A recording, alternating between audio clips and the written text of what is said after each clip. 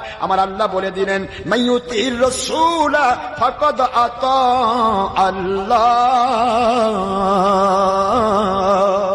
আমার বন্ধু, আমি কোরআনের ফয়সালা দিয়ে দিছি, আপনাকে যে মানলো, আপনার আদেশ মানলো, আপনার নিষেধ ছেড়ে দিল, অর্থাৎ আপনার গোলামি করলো, সে আমি আল্লাহর গোলাম হয়ে গেল। নবীজি গো, আমার কোরআনের রায় দিতে হবে না।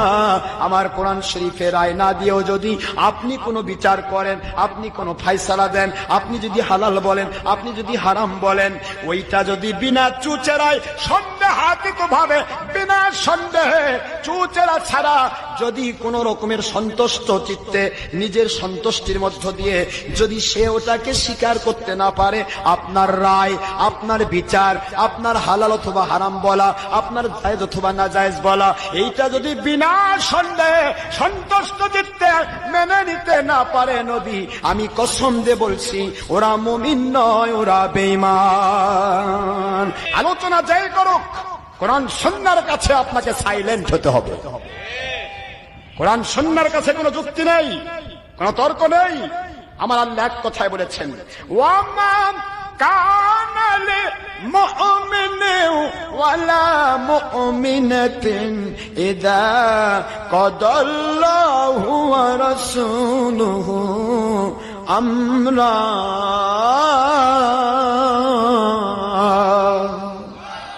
কোরআন শরীফের 32 নম্বর সূরাতুল নাম্বার 33 নম্বর সূরা 22 নম্বর পারার ফার্স্ট পেজ, সূরাতুল আহজাব, মদিনা অবতীর্ণ সূরা 36 নম্বর আয়াত শরীফ।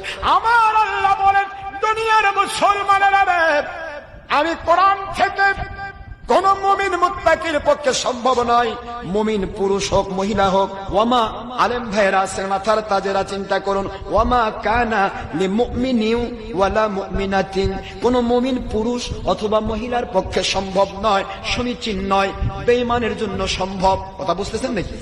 কি ইদা, যখন কদাল্লাহ, আল্লাহ কোন ফয়সালা দিবেন, হালাল অথবা হারাম, জায়েজ অথবা না জায়েজ, কথা বোঝেন, ওয়া রাসূলুহু, অথবা আমার রাসূল পাক সাল্লাল্লাহু আলাইহি ওয়াসাল্লাম ওহি গায়রে মাতলু হাদিস দিয়া যা ফয়সালা দিবেন, হালাল অথবা হারাম, জায়েজ অথবা না জায়েজ, আমার আল্লাহ বলেন, আমরা কোন বিষয়ে কোন ফয়সালা যদি আল্লাহ অথবা নবী থেকে হয়ে যায়, কোরআন অথবা সুন্নাহ থেকে হয়ে যায়, দলের স্বার্থে, ব্যক্তির স্বার্থে, নিজের স্বার্থে হাজারো হারাম কাজ তার হয়ে যেতে পারে, কিন্তু সেটা যুক্তি তর্ক দিয়ে কোরআন হাদিসকে খণ্ডন করতে সে পারবে না।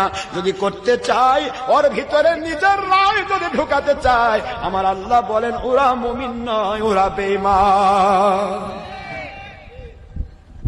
এবার আমার আল্লাহ বুঝাইলেন, নবীজি গো, আপনার কোরআন শরীফ থেকে রায় দেওয়া দরকার হবে না।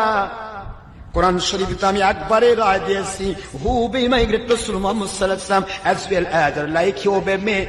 It's speaking of Allah Pak, ayat Sharif number 18, Surah An-Nisa, at the part of 5, Surah number 4 in Quran Sharif Madaniya, Madina অবতীর্ণ সূরা 4 নম্বর সূরা 5 নম্বর পারা 80 নম্বর আয়াত। আমার আল্লাহ বলে দিলেন, মাইয়ুতির রাসূলা ফাকাদ আতা আল্লাহ।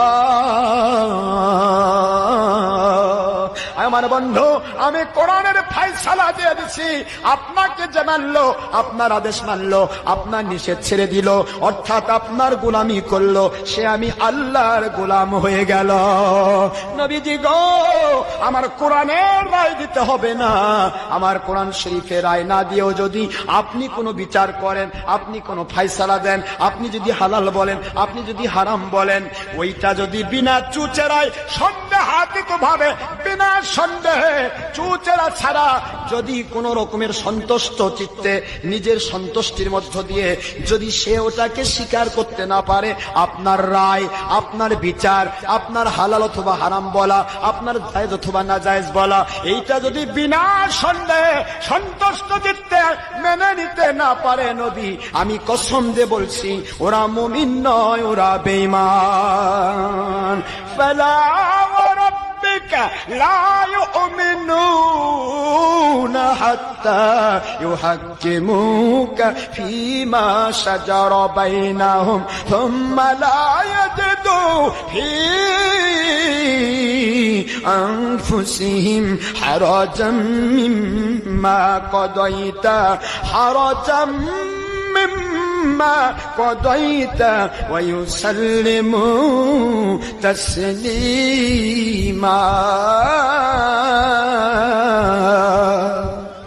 কোরআন শরীফের 4 নম্বর সূরা 5 নম্বর পারা সূরাতুল 4 নম্বর সূরা 4 নম্বর পারা সূরাতুন নিসা মদিনায় অবতীর্ণ সূরা আয়াত শরীফ নম্বর 65 নাজিল হয়ে যায়। আমার আল্লাহ বলেন নবীজি গো, যদি আপনার দেওয়া রায়, আপনার দেওয়া বিচার, আপনার দেওয়া ফয়সালা, আপনার দেওয়া হালাল হারাম অথবা জায়েজ নাজায়েজ ফয়সালা, আপনার দেওয়া বিচার যদি বিনা সন্দেহে চুচেরা ছাড়া সন্দেহাতীত ভাবে সন্তুষ্ট চিত্তে মেনে নিতে না পারে, ফালা ওয়া রাব্বিকা, আমি আপনার রব আল্লাহ আমার কসম দিয়ে বলতেছি, লা ইউমিনুন, ওরা মুমিন নয়, ওরা বেঈমান।